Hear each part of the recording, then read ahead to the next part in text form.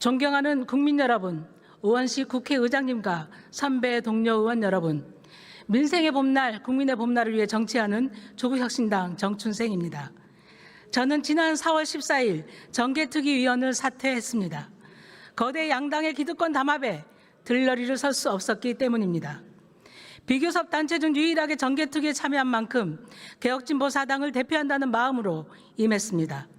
빛의 혁명을 이끈 국민의 정치개혁 열망이 정개특위에서 반영될 수 있기를 바랐습니다. 하지만 그 바람을 이루지 못했습니다. 정치개혁은 기득권을 내려놓는 것에서부터 시작됩니다. 지방의회의 양당 독식 구조를 깨는 것이 지금 시기 정치개혁입니다. 그런데 민주당과 국민의힘은 어떤 기득권을 내려놓으셨습니까? 오늘 처리되는 공직선거법이 결과적으로 양당의 기득권을 더 강화하는 방향으로 귀결될 가능성 생각해 보셨습니까? 저는 오늘 본회의에 상정된 공직선거법을 반대합니다.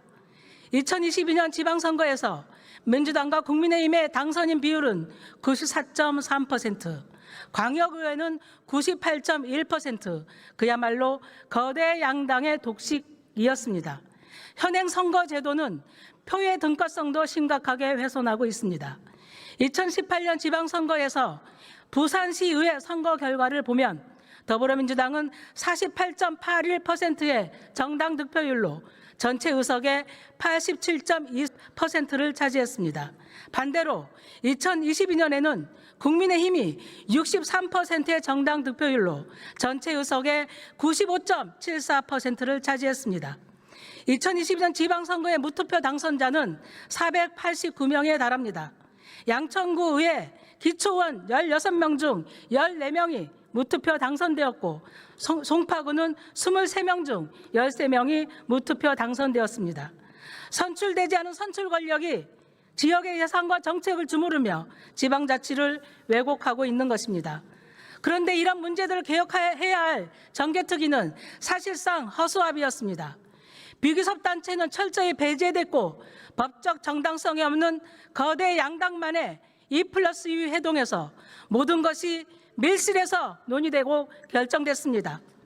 오늘 정개특위가 열린 그 순간까지도 조국혁신당, 진보당, 기본소득당, 사회민주당은 유령 취급을 받았습니다. 양당이 어떤 내용으로 합의했고 법안이 어떻게 수정됐는지 알 수가 없었습니다. 사전 협의도 없었고 내용 공유도 없었습니다. 내란을 함께 극복하고 국민주권 정부를 함께 탄생시킨 동지 맞습니까? 집권 여당이 됐으니 소수 정당은 이제 필요가 없게 된 것입니까? 필리버스터 종료할 때만 필요한 존재입니까?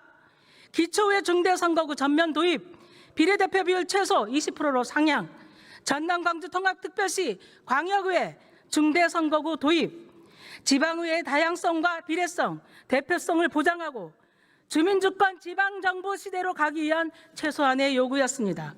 물론 중대선거구 도입한다고 모든 문제가 한꺼번에 개선될 것이라고 생각하진 않습니다. 경험이 축적되고 유권자의 평가가 더해지면 거대 양당이 독식하는 지방의회, 호남에서의 민주당 일당 지배, 영남에서의 국민의힘 일당 지배를 극복하고 시민의 얼굴을 한 지방의회를 만들 수 있을 거라 기대했습니다. 그러나 지금 본회의에 상정된 법안은 기초의 중대선거구 일부만 확대하는 것에 그쳤습니다. 비례대표 비율을 현행 10%에서 14%까지만 확대하는 것은 소수 정당의 원내 진출보다 거대 양당의 의석수를 더 늘리는 결과를 낳을 것입니다. 기득권에 기득권을 더하는 법안입니다. 전남 광주 통합특별시의 막대한 권한과 재정이 투입되는 만큼 민주적 통제 방안도 함께 마련해야 된다고 생각했습니다. 그 일환으로 중대선거구 도입 법안을 발의했지만 민주당은 끝내 기득권을 내려놓지 않았습니다. 광주에 4개의 선거구만 도입하는 것은 제도의 효과를 담보할 수 없습니다. 존경하는 선배 동료 의원 여러분, 특히 빛의 혁명으로 집권 여당이 된 민주당 동지 여러분, 윤석열의 내란을 온몸으로 막아내고 이재명 대통령의 당선을 위해 함께 뛰었던 연대의 정신을 잊지 말아 주십시오.